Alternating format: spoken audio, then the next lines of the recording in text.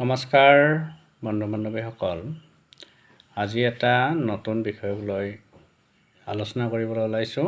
আজি মেট্ৰিকৰ সমাজ বিজ্ঞানৰ প্ৰশ্নখনক লৈ যি ধৰণৰ কিছু আলোচনা বিলোচনা হৈ আছে বা বিতৰ্ক হৈ আছে এই বিষয়টোৰ ওপৰত।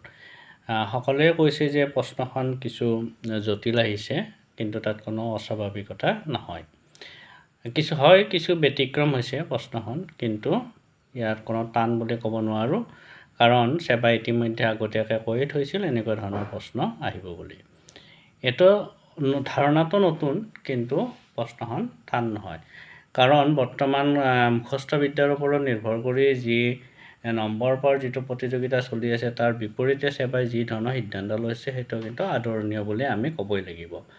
এতিয়া ধাৰণা ভিত্তিক বা কনচেপ্ট বেচিছ হ'ব বুলি ইতিমধ্যে আগতে কৈছে, আৰু যিটো হোৱা অত্যন্ত উচিত বুলি আমি ভাবোঁ। কাৰণ কিছু বছৰৰ পৰা আমি লক্ষ্য কৰিছোঁ যে একাংশ ছাত্ৰ ছাত্ৰী একমাত্ৰ কমন পৰা প্ৰশ্নৰ ওপৰত নিৰ্ভৰ কৰি বা মুখস্থ কৰিয়ে যথেষ্ট ভাল নম্বৰ পাবলৈ সক্ষম হৈছে। কিন্তু তেখেতলোকৰ এইটোৰ কাৰণে যিহেতু আমাৰ সকলো পৰীক্ষা ব্যৱস্থাটো নম্বৰ কেন্দ্ৰিক হয়, মাৰ্কশ্বিটখনৰ ওপৰত আমি নিৰ্ভৰ কৰোঁ, কিন্তু জ্ঞানৰ ওপৰত আমি কোনো গুৰুত্ব দিয়া নাযায়। কিন্তু সেৱাৰ যিটো নতুন ধৰণৰ নীতি নিয়ম কৰিছে সেইটো আচলতে ৰাষ্ট্ৰীয় পৰ্যায়ৰ লগত সমানে ফেৰ মাৰিব পৰা বিধৰ হৈছে, আৰু যথেষ্ট এইটো আশাৰ খবৰ। গতিকে মই অভিভাৱকসকলকো অনুৰোধ কৰোঁ যে আমি কেতিয়াও ছাত্ৰ ছাত্ৰীখিনিক নিৰাশ কৰিব নালাগে। হয়, কিছু নতুনত্ব আনিছে, ব্যতিক্ৰম হৈছে, কিন্তু টান নহয় বা এইটো অস্বাভাৱিক নহয়, এই কথাটো যাতে আমি সকলোৱে মনত ৰখা উচিত। আৰু এনেধৰণে আমি আমাৰ শিক্ষাৰ্থীখিনিক যদি অনুপ্ৰাণিত কৰিব পাৰোঁ, তেতিয়া মই ভাবোঁ আমাৰ সকলোৰে কাৰণে মংগলজনক হ'ব, আৰু নতুন প্ৰজন্মৰ কাৰণেও এইটো বৰ আদৰ্শ হ'ব বুলি মই ভাবোঁ।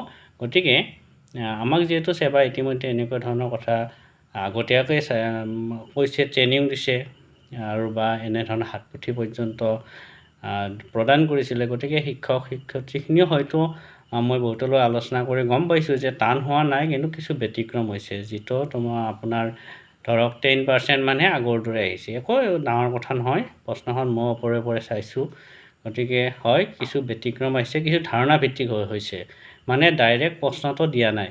যিটো কথা আগতীয়াকৈ আগৰ পৰা আমাক কোৱাই আছে, তাৰ নটিফিকেশ্যন আহিছে। মই অৱশ্যে এই বিষয়ে বহুদিন আগতে ভিডিঅ' এটাও বনাইছিলোঁ, তাত ধুনীয়াকৈ পইণ্ট আকাৰে দিয়াই আছিল কথাবিলাক। গতিকে মই সকলোকে অনুৰোধ জনাওঁ যে সকলো ছাত্ৰ ছাত্ৰীকে, বিশেষকৈ বৰ্তমান যিবিলাক নৱম শ্ৰেণী অষ্টম শ্ৰেণীত পঢ়ি আছে, অভিভাৱকখিনিক মই অনুৰোধ কৰোঁ যে তেখেতলোকে যেন এনেকুৱা ধৰণে নিজৰ ল'ৰা ছোৱালীখিনিক প্ৰিপাৰেশ্যন কৰে আৰু গঢ়ি তোলে। আৰু শিক্ষক শিক্ষয়িত্ৰীসকললৈ মই অনুৰোধ জনাইছোঁ যে তেখেতলোকে যেন এই বিষয়টোক গুৰুত্ব দিয়ে, তেতিয়া মই ভাবোঁ নতুন প্ৰজন্মৰ কাৰণে খুব ভাল কথা হ'ব। আৰু আমি বিভিন্ন প্ৰতিযোগিতামূলক পৰীক্ষাত, বিশেষকৈ ৰাষ্ট্ৰীয় পৰ্যায়ৰ পৰীক্ষাবিলাকত আমি বহুত ছাত্ৰ ছাত্ৰীক উত্তীৰ্ণ কৰাবলৈ সক্ষম হ'ম। গতিকে মই সকলোকে এই বিষয়টোৰ ওপৰত চিন্তা চৰ্চা কৰিবলৈ অনুৰোধ জনালোঁ। ধন্যবাদ।